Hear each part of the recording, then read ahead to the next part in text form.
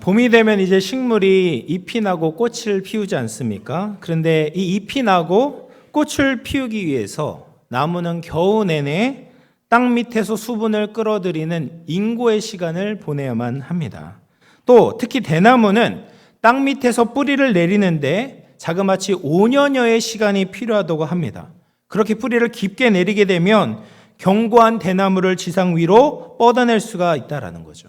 그래서 모든 식물들이 뿌리를 깊게 내리고 기본을 잘 닦아야지 생물이 꽃을 피우고 잎을 내고 열매를 맺을 수가 있는 겁니다. 그러면 우리의 인생에, 우리의 신앙에 뿌리와 같은 것, 기본 중에 기본이 되는 것이 무엇이겠습니까? 바로 예배입니다. 아무리 대단한 은혜를 가지고 많은 사역을 하는 사람이 있어도 예배를 드리는 일에 소홀히 한다면 그 신앙이 무너져 있는 것과 같은 거죠. 또 아무리 사회에서 사람들에게 추앙을 받고 인정을 받는다고 해도 그 사람이 예배를 제대로 드리지 않는다면 하나님 앞에 바로 설 수 없을 것입니다. 그러나 우리가 예배를 제대로 드리게 된다면 지금 그 모습이 어떠하든지 상관없이 하나님의 때에 꽃을 피우고 열매를 맺는 은혜가 있게 될 줄로 믿습니다. 예배는 하나님께 드리는 거죠. 그러니까 드린다라는 것은 그 예배의 기준이 드리는 나에게 있는 것이 아니라 받으시는 하나님께 있다라는 거예요. 그래서 그 예배가 내가 얼마나 편하고 좋았느냐가 예배의 기준이 되는 것이 아닙니다. 하나님이 정말 이 예배를 받으실 만 했는가를 그 예배의 기준으로 삼고 돌아볼 필요가 있는 거예요. 그래서 이사야서 43장 21절 말씀을 보면 이 백성은 내가 나를 위하여 지었나니 나를 찬송하게 하려 함이니라.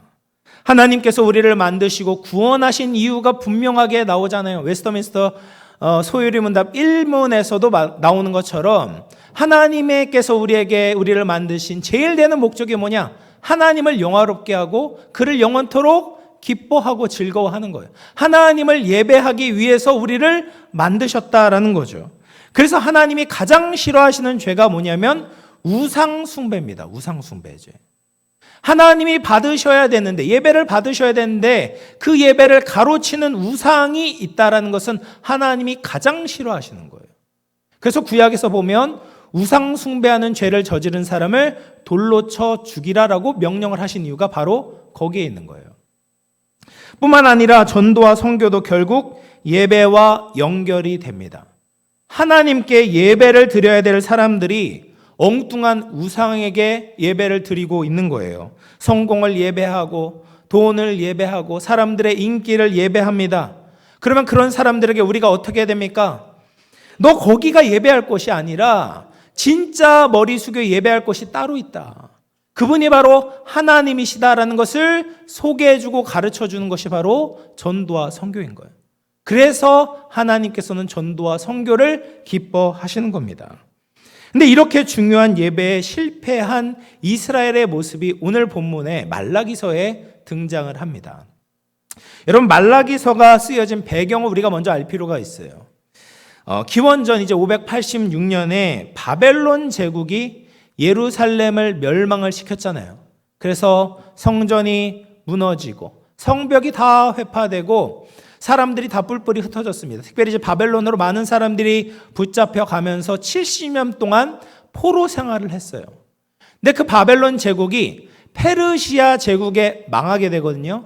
그래서 페르시아 제국의 고레스 왕이 이 유대인들이 다시 고국으로 돌아갈 수 있도록 허락을 해주게 되는 겁니다. 그래서 이제 포로로 잡혔던 유대인들이 돌아와서 성전도 재건을 하고 성벽도 다시 세웠어요. 그런데 그들의 삶이 어땠는가? 여전히 어렵고 불안정했던 거예요.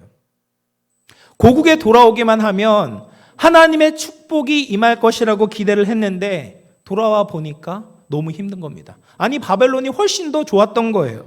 부귀영화는 없고 오히려 생존을 위협하는 여러 가지 고난과 맞서 싸워야 하는 겁니다. 그리고 시시때때로 이 페르시아 왕국에도 이 세금과 공물을 바쳐야 되는 겁니다. 근데 더 큰 문제는 뭐냐? 이 예루살렘에 사는 사람들이 하나님께 제대로 예배를 못 드리고 있는 거예요. 그러면 왜 예루살렘에 왔던 이 고국으로 돌아왔던 포로 귀환했던 이스라엘 백성들이 하나님을 제대로 예배하지 못했는가? 두 가지 이유가 있습니다. 첫 번째 이유는 뭐냐면 하나님의 사랑을 깨닫지 못했다라는 거예요. 여러분, 예배는 하나님께서 우리에게 베풀어 주신 사랑에 대한 반응이에요. 하나님께서 우리에게 자격 없는, 또 조건 없이 우리에게 과분한 사랑을 베풀어 주신 것에 대한 반응이 예배입니다.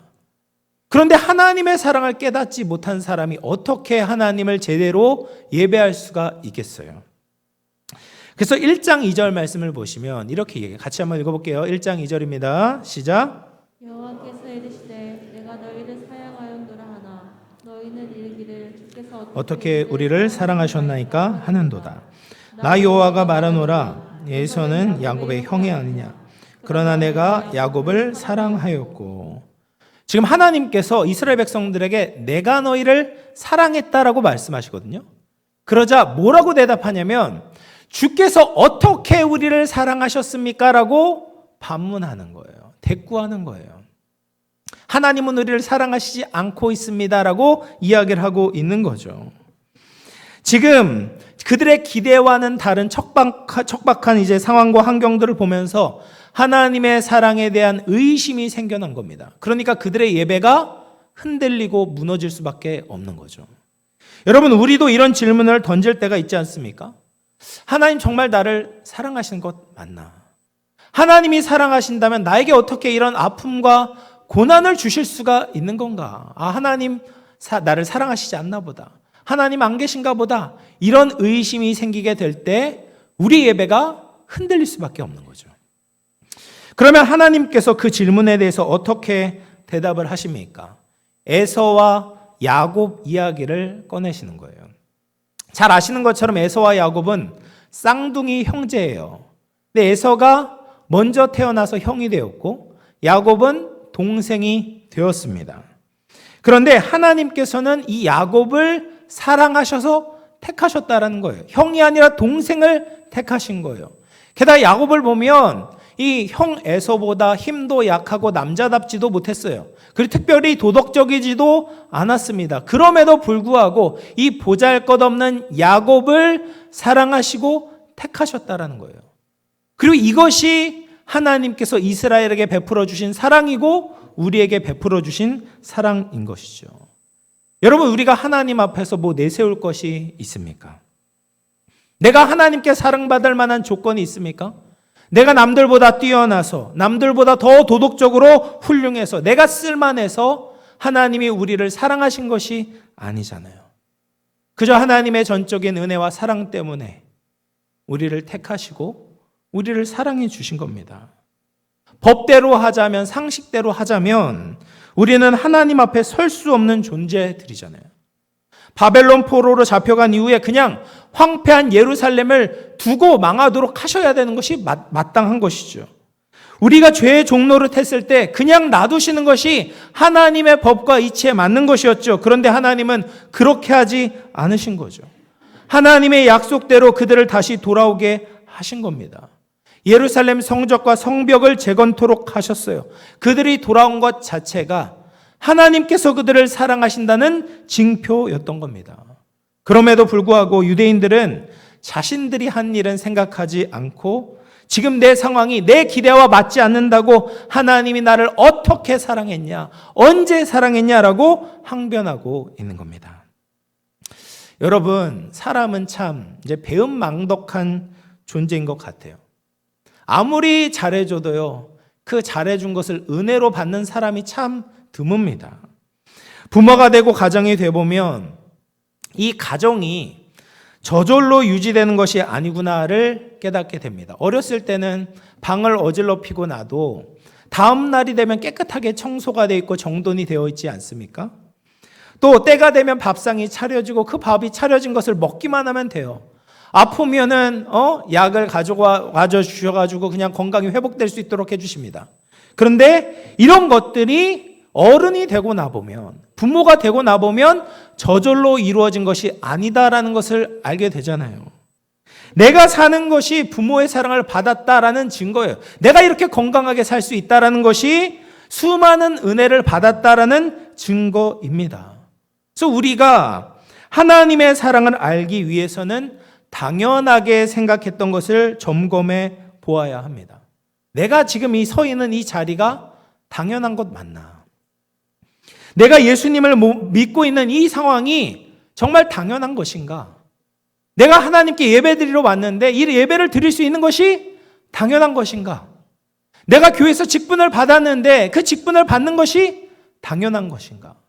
내가 사회에서 여러 가지 활동들을 하고 있는데 그 활동하는 것이 정말 당연한 것인가?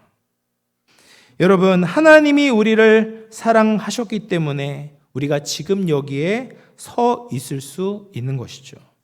반복적으로 하나님을 떠나고 하나님의 뜻을 거스르며 살아왔지만 하나님은 나를 포기하지 않으시고 사랑해 주셨기 때문에 지금 여기에 있을 수 있는 것입니다.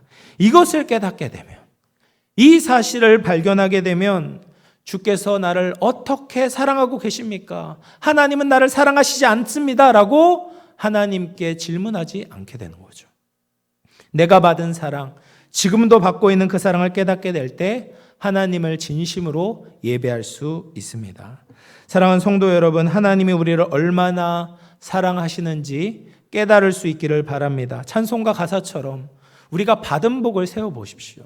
하나님께 받은 사랑을 세워보십시오. 그러면 그분의 크신 은혜를 깨닫게 될 것입니다. 그 큰 사랑 앞에 정말 엎드리며 눈물로 예배할 수 있는 저와 여러분 될 수 있기를 주의 이름으로 축원을 드리겠습니다.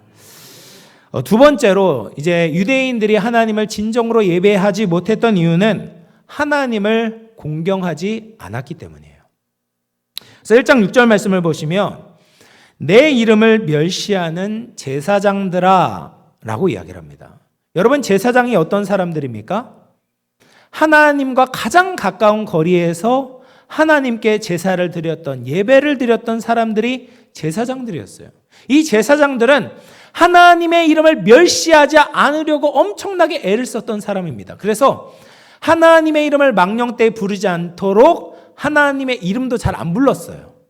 그런 사람들이 제사장들이었어요. 그리고 게다가 지금 이 열악한 상황 가운데서도 하나님을 열심히 섬기려고 했고 하나님의 이름을 영화롭게 하고 있다고 자부하고 있었습니다. 그런데 그런 제사장들을 향해서 지금 말라기 선지자가 하나님의 이름을 멸시하고 있다라고 지적하고 있는 거예요.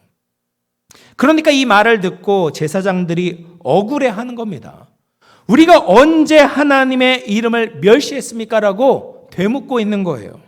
그러자 하나님께서는 그들의 입을 닫을 증거를 제시하십니다. 7절과 8절을 보시면 그들이 더러운 떡을 제단에 드렸고 하나님께 합당하지 않은 제물을 하나님께 드렸다라는 겁니다. 여러분, 말로는 공경을 하는데 그들이 드리는 것을 보면 하나님을 공경하지 않았다라는 것을 알 수가 있는 거예요. 말과 행동이 일치하지 않을 때 그 사람의 진심을 보려면 뭐를 봐야 됩니까? 말이 아니라 행동을 보면 알 수가 있는 거예요. 여러분, 이들이 하나님께 드리는 제물은 하나님의 말씀에 맞지 않았습니다. 매 안식일마다 그들은 진설병을 교체해서 하나님께 드려야 됐어요. 근데 그때 새로운 떡, 정결한 떡을 드리는 것이 아니라 곰팡이가 난 떡을 하나님께 드렸던 겁니다. 또 희생제물을 드려야 되는데 흠입고 부족한 것을 드렸던 거예요. 이것은 하나님의 말씀에 맞지 않았던 거죠. 여러분, 이런 것들, 정결한 제물을 요구하는 것은 너무나도 당연하고 상식적인 요구가 아니겠습니까? 총독에게 제물을 드릴 때도, 공물을 바칠 때도 하자가 있는 것을 바치는 사람은 없습니다. 왜냐하면 그런 것은 총독이 받지 않기 때문에 그렇죠. 또 우리나라 임금님 수라상에 올려지는 진상품을 올려드릴 때 지역에서 가장 좋은 최상품들을 임금님께 보내잖아요. 또 그냥 구멍가게에서도 마찬가지예요.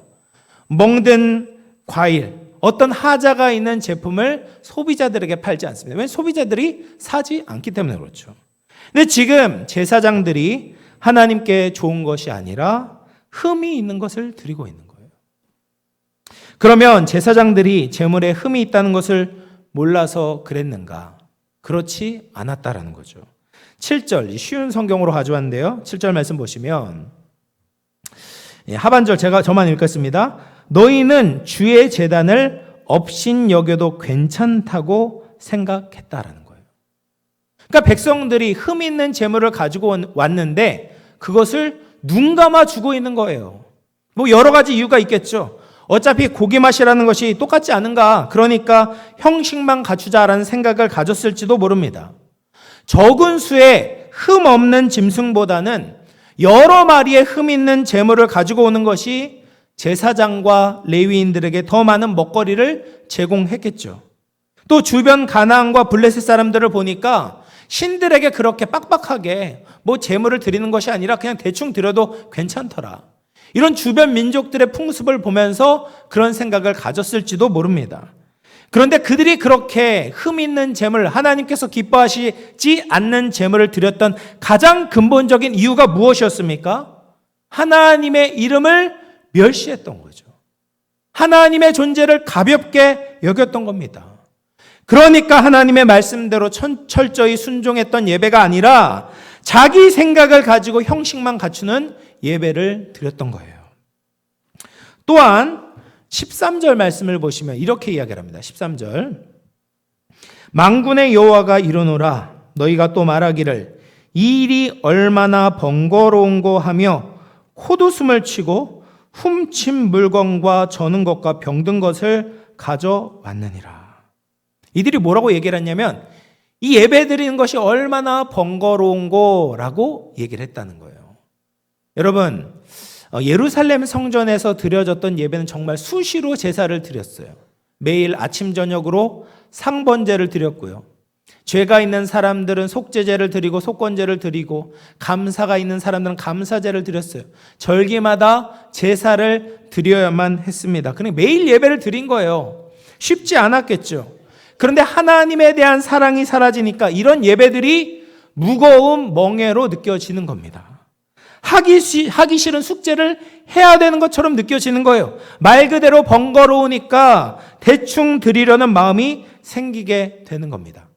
그래서 아무 동물이나 가지고 오는데, 특별히 13절 말씀을 보시면 훔친 재물을 드렸다라고 말을 해요. 근데 이 훔칠이라는 말이 히브리어로는 찢겨진이라는 뜻이 있습니다. 다시 말해서 들에서 목축을 하는데, 양과 소를 치는데 사자나 늑대가 나타나서 그 가축들을 물고 죽일 때가 있거든요. 그러면 그 죽은 가축들을 어떻게 해야 되는가? 아무 쓸데가 없어요. 그거 어떻게 처리를 해야 되는가? 출애굽기 22장 31절 말씀을 보시면 너희는 내게 거룩한 사람이 될지니 들에서 짐승에게 찢긴 동물의 고기를 먹지 말고 그것을 개에게 던질지니라. 그러니까 들판에서 이 야생 동물에게 찢겨 죽게 된 가축들은 사람도 먹어서는 안 되는 거예요. 개에게 던져줘야 되는 겁니다. 그런데 그 사람도 먹지 못하는 그 죽은 가축을 하나님께 가지고 와서 제물로 드렸던 거예요. 하나님을 개처럼 여기고 있는 것입니다. 이런 부정한 제물을 가지고 오면서 제사장들과 백성들이 하나님의 식탁을 비웃고 있는 거죠. 그러니까 하나님께서 이 제사를 받으시지 않은 겁니다. 그러면 그들에게 정말 동물이 없었는가? 그렇지 않았어요. 14절을 보면 짐승떼 가운데 수컷이 있었다라고 말을 하고 있습니다. 그러니까 그들이 치고 있고 그들이 가지고 있는 동물들 중에 하나님께 드릴 만한 정한 가축들이 있었던 거예요. 그들이 정말 가난해서 사정이 안 돼서 어쩔 수 없이 하나님께 그런 것들을 드린 것이 아니었어요. 그들은 좋은 것을 가지고 있었는데 하나님께 드리기는 싫었던 거죠. 그래서 나에게 필요 없는 것들, 쓸모없는 것들, 어디에도 쓸 수 없는 짜투리 같은 것들을 하나님께 드리고 있었던 겁니다. 여러분, 예배가 무엇입니까? 하나님의 가치를 인정하는 것이 예배예요. 하나님의 가치를 모르면 하나님께 좋은 것을 드리지 않는 겁니다. 그래서 하나님을 공경하다라는 이 공경하다가 히브리어로 카보드라는 말인데 하나님의 영광을 의미하기도 하고 더 거슬러 올라가면 이것은 무겁다라는 것을 의미해요. 그러니까 하나님께 영광을 돌리는 건 뭐냐? 하나님이 무거운 분이다라는 것을 인정하는 거예요. 그래서 고대에는 무거운 것이 다 가치가 있었습니다. 여러분, 종이도요, 종이도 다 같은 종이가 아닌 것 아십니까? 이런 A4지도 가벼운 것이 있고 무거운 것이 있어요. 어떤 게 더 비쌀까요? 당연히 무거운 것이 더 비쌉니다. 또 가구도 보면 가벼운 가구가 있고 무거운 가구가 있잖아요. 가벼운 가구는 잘 부서져요. 그래서 값이 쌉니다. 근데 무거운 가구는 튼튼하고 뭐 여러 번 이사를 다뤄도 끄떡이 없죠. 좋은 나무로 만들어졌기 때문에 더 비싼 거죠. 마찬가지입니다. 하나님은 이 세상 무엇보다도 무거운 분이시죠. 이 세상에 있는 모든 것을 합쳐도 하나님의 무게와 비교할 수가 없는 겁니다. 천사들도 하나님의 영광 앞에서 자신의 얼굴과 두 발을 가리면서 거룩하다, 거룩하다, 거룩하다. 그 영광이 온 땅에 충만하도다 라고 찬양할 수밖에 없는 고귀한 존재입니다. 그런 하나님을 어떻게 가볍게 취급할 수가 있겠습니까? 그것은 예배가 아닌 거죠. 그런 예배는 하나님의 가치에 부합하지 않는 겁니다. 하나님께 드릴 수 있는 예배는 우리의 온 힘과 온 뜻과 온 정성을 다해 드려야 한다라는 거예요. 그래서 저는 이제 목회자로서 성도들이 예배를 드리는 모습을 볼 때 안타까울 때가 있어요. 물론 제가 하나님도 아니고 여러분의 중심을 다 알 수 없지만 겉모습만 봐도 이렇게 예배를 드리면 안 되는데 그런 게 보일 때가 있습니다. 그런 분들은 예배 집중을 안 해요. 자꾸 부담스럽습니다. 자꾸 핸드폰을 만지작거리시죠. 그래도 보면서 언젠간 알겠지. 언젠간 말씀이 깨달을 때가 오겠지. 예배당에 안 나오는 것만 보다는 낫지. 이런 막연한 기대를 가지고 기다리고 있습니다. 그런데 오늘 말씀을 보면서 제가 좀 찔렸습니다. 우리 영암교회 성도들이 더 예배를 잘 드릴 수 있도록 도와주는 게 내 일인데 그냥 이렇게 놔둬선 안 되겠다. 가르쳐야 되겠다. 그렇지 않으면 나도 하나님께 하나님의 이름을 멸시하는 제사장과 같다라는 책망을 들을 것 같다라는 생각이 들었어요. 여러분 이제 곧 성찬 예식을 거행하게 되는데 이 성찬 예식은 우리가 하나님께 얼마나 큰 은혜를 받았는지 보여주는 예식이죠. 삼위 하나님께서는 우리를 위해서 전부를 주셨습니다. 예수님의 살이 찢기시고 피를 흘리시면서 죄의 노예로 소망이 없던 우리를 구원해 주셨습니다. 그렇게 하실 필요도 없었고 의무도 없었지만 하나님께서는 전부를 다해 우리를 구원하시고 사랑하셨어요. 그렇다면 그 무거운 사랑에 대응하는 예배를 드리는 것이 마땅한 거예요. 하나님의 존재와 하나님의 행하심을 생각할 때 우리에게 가장 좋은 시간, 가장 좋은 것을 다해서 하나님을 예배해야 합니다. 그래야 하나님을 만나는 거죠. 그 예배를 통해 하나님이 주시고자 하는 은혜를 누릴 수 있는 거예요. 국민일보를 보면서 한 배우의 간증을 읽게 되었습니다. 넷플릭스 영화 전란, 전 안 봤는데 전란이라는 영화에서 어떤 감초 역할을 했던 고한민이라는 배우가 인터뷰를 했습니다. 이분이 원래 독실한 불교 집안 출신이었다고 합니다. 그런데 그 아내가 신앙생활을 하면서 그분도 이제 자연스럽게 교회를 따라가게 된 거예요. 가정의 평화를 위해서 예배당 문턱만 넘는 썬데이 크리스천으로 살았다고 합니다. 그러다가 평소처럼 달리기를 좋아하셔서 새벽에 달리기를 하는데 새벽에 달리기를 마치고 돌아왔는데 그의 아내가 하루에 처음 것을 하나님께 드려보는 것이 어떠겠냐. 이게 권한 거예요. 근데 그 말이 가슴에 울림으로 다가오게 된 거죠. 그래서 기회가 되는 대로 새벽 기도에 참석하고 있다고 합니다. 달리기는 새벽 기도 이후로 우선순위를 밀었다고 했어요. 그러면서 마음을 담은 예배를 통해서 신앙의 유익과 삶의 활력을 얻게 되었다라고 고백을 했습니다. 그냥 습관적으로 드리는 예배와 하루의 처음 것, 내 정말 이 귀한 것을 주님께 드리고 싶다라는 마음을 가지고 드리는 예배와는 하늘과 땅 차이인 겁니다. 내가 좋아하는 달리기보다 하나님을 더 우선하면서 하나님께 의미 있는 예배를 드리게 될 때 그 예배가 하나님의 마음을 터치하고 그 예배를 통해서 하나님의 말씀이 우리의 마음을 터치하는 은혜가 있게 되는 것이죠. 그럴 때 신앙의 성장이 있고 하나님의 은혜를 깊이 경험하게 되는 것입니다. 여러분, 이번 주에 이제 특별 새벽 기도회가 있습니다. 때가 되어서 드리는 예배가 아니라 정말 사모하는 마음으로 드릴 수 있기를 바랍니다. 하나님을 기쁘시게 하기 위해서 최선을 다하십시오. 시간만 때우는 것이 아니라 나의 가장 소중한 것을 받으시게 합당하신 주님께 감사하는 마음으로 예배를 드릴 때 하나님께서 그 예배를 받으시고 우리의 인생에 놀라운 변화를 일으켜 주실 줄로 믿습니다. 이제 말씀을 마무리하겠습니다. 여러분, 하나님께 드리는 예배에 목숨을 걸어야 됩니다.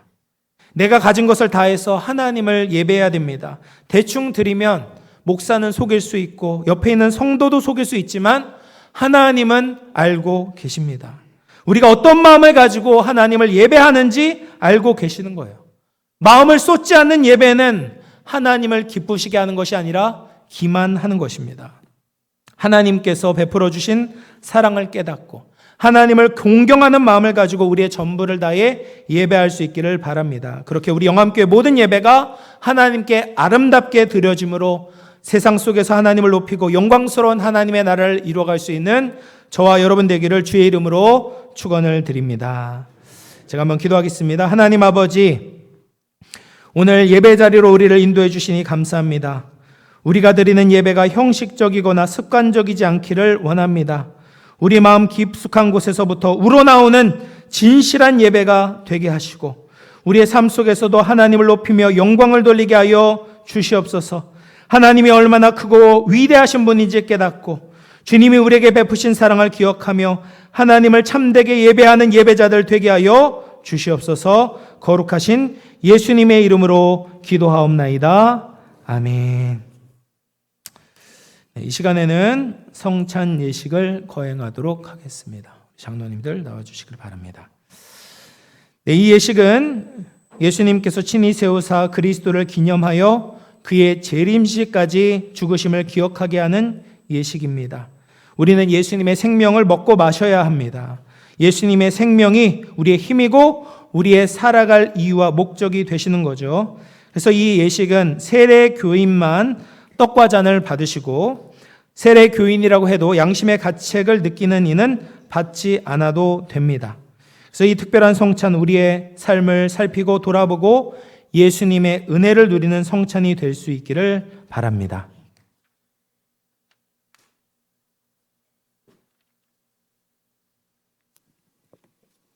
먼저 떡을 나누도록 하겠습니다.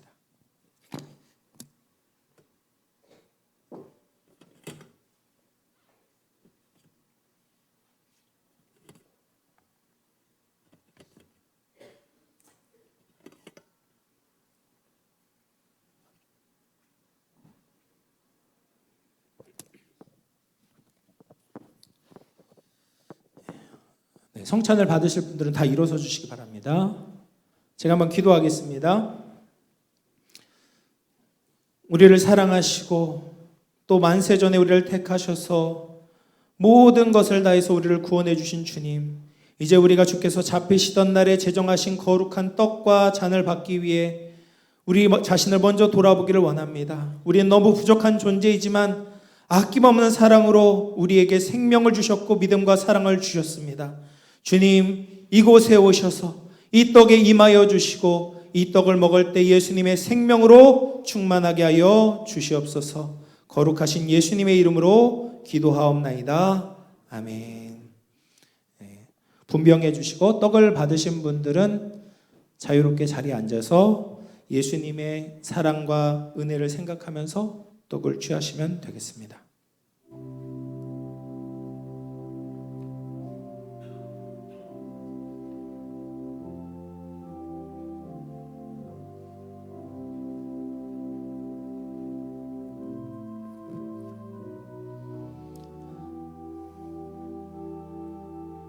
예수께서 이르시되 내가 진실로 진실로 너희에게 이르노니 인자의 살을 먹지 아니하고 인자의 피를 마시지 아니하면 너희 속에 생명이 없느니라.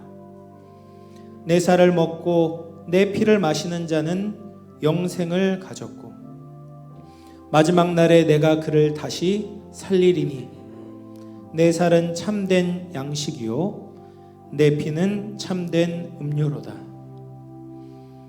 내 살을 먹고 내 피를 마시는 자는 내 안에 거하고 나도 그의 안에 거하나니 살아계신 아버지께서 나를 보내심에 내가 아버지로 말미암아 사는 것 같이 나를 먹는 그 사람도 나로 말미암아 살리라. 이것은 하늘에서 내려온 떡이니 조상들이 먹고도 죽은 그것과 같지 아니하여 이 떡을 먹는 자는 영원히 살리라.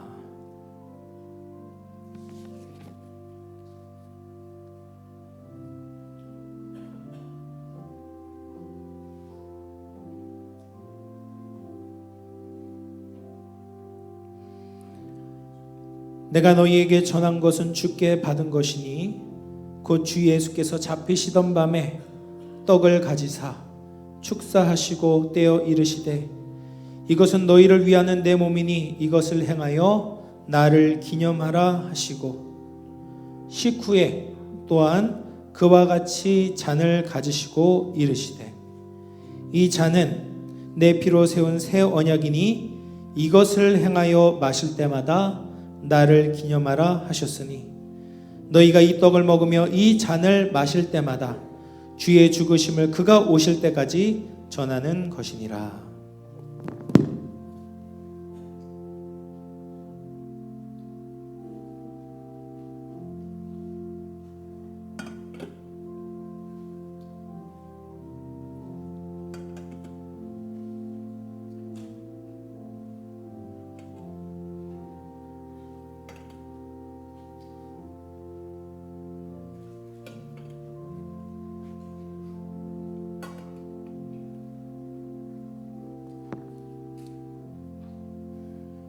이 시간 또 분잔하도록 하겠습니다.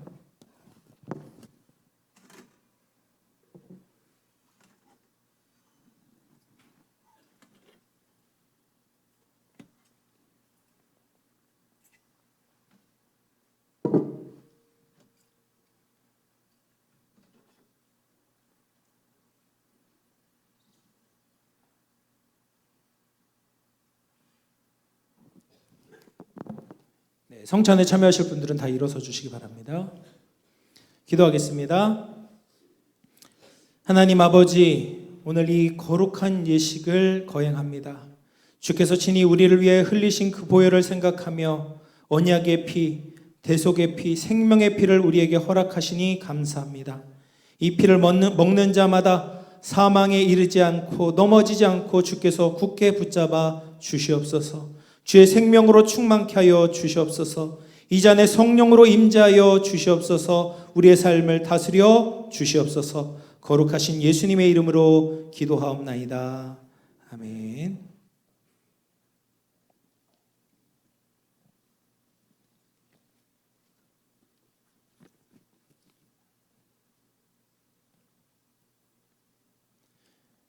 이것도 마찬가지로 잔을 받으시고 자유롭게 앉아서 예수님의 희생과 은혜와 사랑을 생각하면서 마시면 되겠습니다.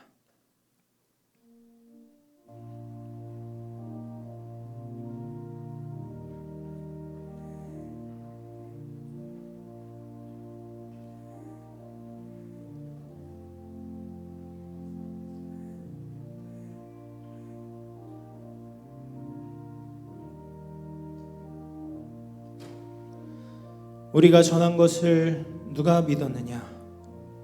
여호와의 팔이 누구에게 나타났느냐? 그는 주 앞에서 자라나기를 연한 순 같고 마른 땅에서 나온 뿌리 같아서 고운 모양도 없고 풍채도 없은즉 우리가 보기에 흠모할 만한 아름다운 것이 없도다. 그는 멸시를 받아 사람들에게 버림받았으며 강고를 많이 겪었으며 질고를 아는 자라. 마치 사람들이 그에게서 얼굴을 가리는 것 같이 멸시를 당하였고 우리도 그를 귀히 여기지 아니하였도다. 우리는 실로 우리의 질고를 지고 우리의 슬픔을 당하였거늘 우리는 생각하기를 그는 징벌을 받아 하나님께 맞으며 고난을 당한다 하였노라. 그가 찔림은 우리의 허물 때문이요 그가 상함은 우리의 죄악 때문이라. 그가 징계를 받음으로 우리는 평화를 누리고 그가 채찍에 맞음으로 우리는 나음을 받았도다. 우리는 다 양 같아서 그릇 행하여 각기 제 길로 갔거늘 여호와께서는 우리 모두의 죄악을 그에게 담당시키셨도다.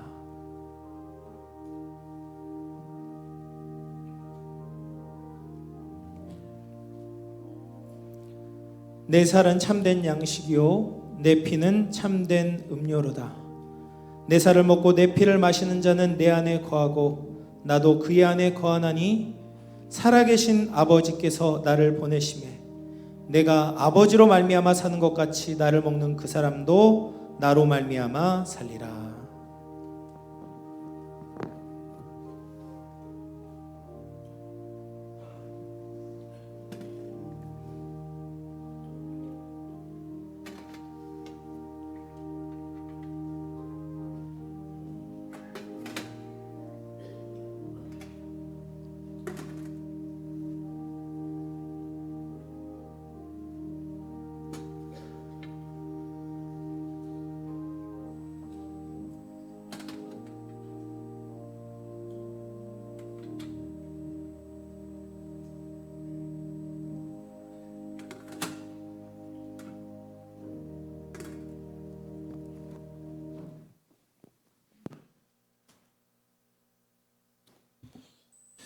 네, 한번 기도하겠습니다.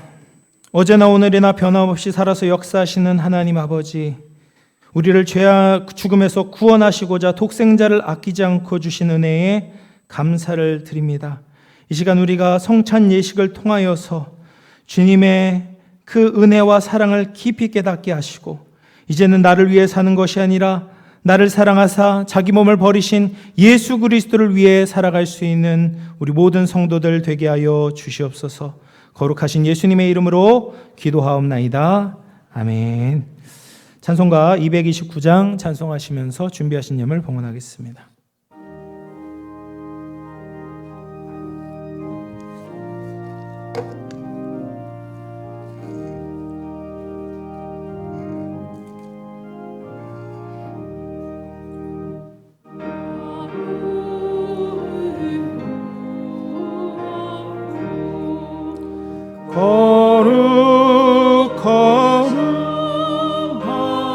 거룩하신 주와 나는 어린 양이 죽임을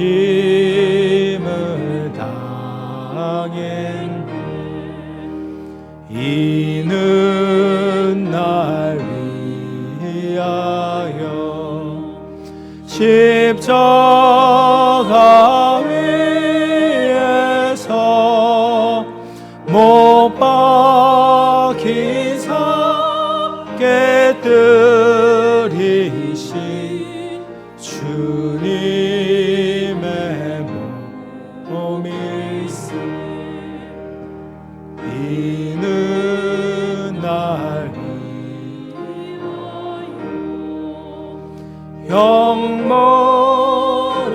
받으사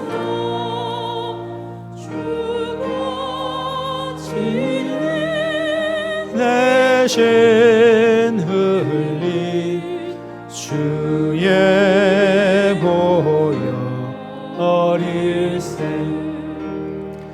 이는 주가 지금 나에게 주시는 영생하는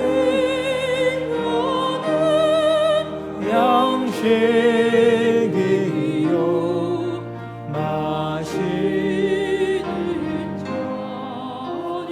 잔일세. 심히 사모하는 떠나셨던 주님 속해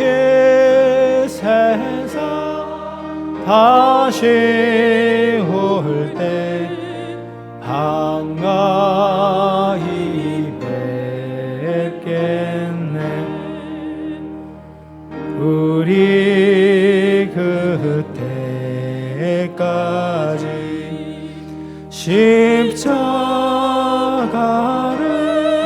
지고 주의 자비함을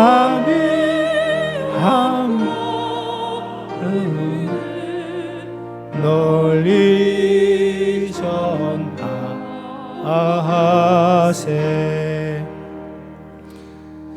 은혜와 사랑이 풍성하신 하나님, 오늘도 살아계신 하나님의 말씀을 듣게 하시니 감사합니다.